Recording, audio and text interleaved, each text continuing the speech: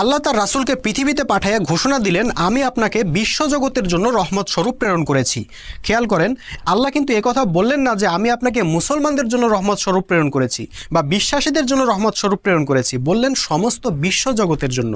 অর্থাৎ রাসূল সাল্লাল্লাহু আলাইহি ওয়াসাল্লামের দ্বারা কেবল মুসলমানরাই কল্যাণপ্রাপ্ত হবে না, সব মানুষ কল্যাণপ্রাপ্ত হবে।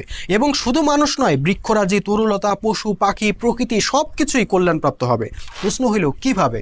আমরা মুসলমানরা তো মনে করি রাসূল সাল্লাল্লাহু আলাইহি ওয়াসাল্লাম আমাদেরকে কোরআন দিয়ে গেছেন, এখন কোরআন তেলাওয়াত করতে হবে, নামাজ রোজা করতে হবে, ব্যাস এভাবেই আমরা জান্নাতে চলে যাব এবং এভাবেই রাসূল সাল্লাল্লাহু আলাইহি ওয়াসাল্লাম আমাদের জন্য রহমত স্বরূপ।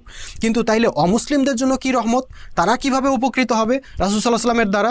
আসল ঘটনা হইল, রাসূল সাল্লাল্লাহু আলাইহি ওয়াসাল্লাম যে আদর্শ নিয়ে পৃথিবীতে আসছিলেন, মোমেনরা যদি সেই আদর্শটা সংগ্রাম করে সারা বিশ্বে প্রতিষ্ঠা করতে পারে, তাইলে সারা বিশ্ব থেকে সকল প্রকার অন্যায়, অবিচার, যুদ্ধ, রক্তপাত, হানাহানি, শোষণ, খুন, ধর্ষণ ইত্যাদি বিলুপ্ত হয়ে যাবে। ন্যায়, শান্তি ও সুবিচার কায়েম হবে। শান্তির ঝর্ণা